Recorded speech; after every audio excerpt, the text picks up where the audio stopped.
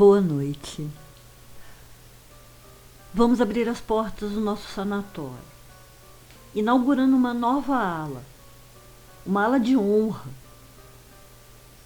Nessa ala vamos conhecer outros tantos casos dos tão amados Lorraine e Ed Warren. Então, sejam bem-vindos aos arquivos Warren. Esse caso foi chamado de A Colheita do Diabo, um caso legítimo de possessão demoníaca que acabou da pior maneira possível. Era fevereiro de 1985. Jerry Cyber, chefe de polícia, recebeu mais uma chamada para averiguar um possível caso de briga doméstica, dessa vez na casa do agricultor Maurice Theriot. Quando chegou à fazenda e entrou na casa, encontrou Maurice desmaiado no banheiro. French, como o Maurice era chamado, estava coberto de sangue, e o que fez o policial ficar ainda mais chocado foi que, ao se aproximar do homem, viu que em cima dos olhos dele o sangue formava uma cruz. Mas voltando algum tempo antes desse dia assustador, as coisas já não estavam muito bem para French. Ele se sustentava plantando tomates em uma fazenda em Massachusetts. Tinha uma vida normal, mas já fazia algum tempo que as coisas não estavam tão normais assim. Ele comentava que sentia alguma coisa errada, alguma coisa diferente dentro dele. Não encontrava as palavras para descrever o que era. Seu humor mudava de tranquilo para deprimido e depois extremamente agressivo. Não dormia direito porque era atormentado por pesadelos. Ele via coisas e ouvia coisas. E só piorava. Nessas crises, os olhos de Maurice sangravam. Era como se ele chorasse sangue.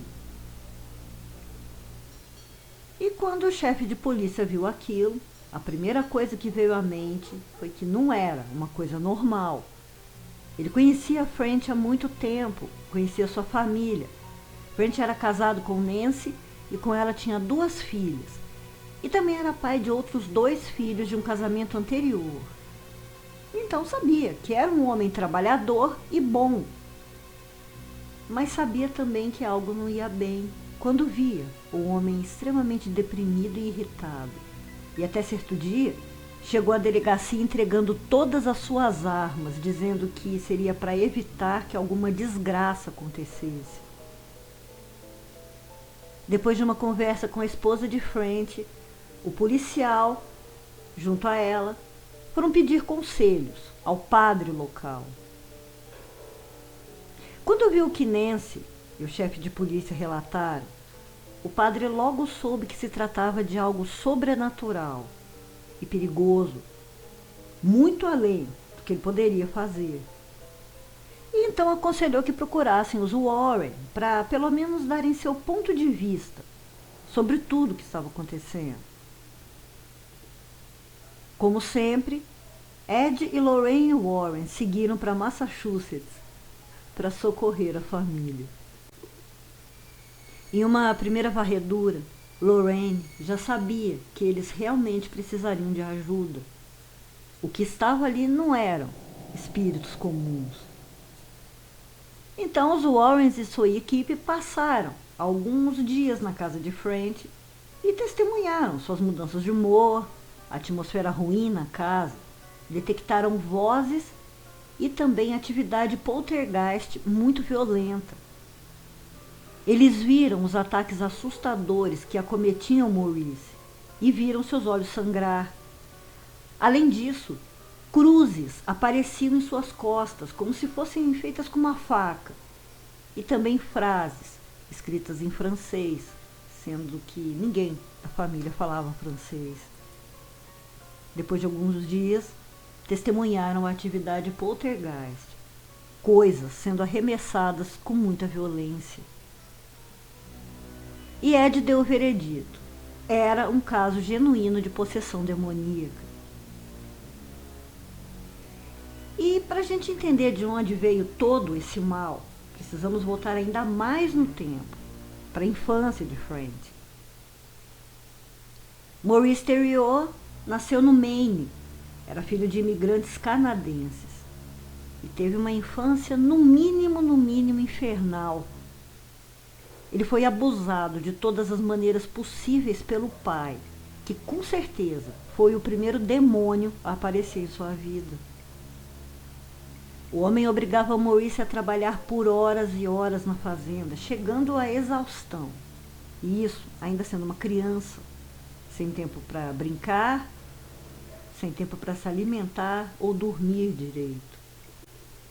Depois começaram as surras, sem nenhum motivo. Surras humilhantes, violentas e diárias. É claro que isso causou uma revolta imensa no menino, que a cada vez que apanhava, pedia ajuda. Ele rezava para qualquer coisa que o ouvisse. O problema era que tinha mesmo alguém ouvindo. Mas depois a revolta ia embora e ele continuava a ser o garoto amável de sempre. Só que algo terrível, absurdo e inominável mudou para sempre a vida dele. Essa vida que já era um inferno. Em uma tarde, quando voltou da escola, viu seu pai praticando o ato mais nojento, covarde e imperdoável com uma das vacas.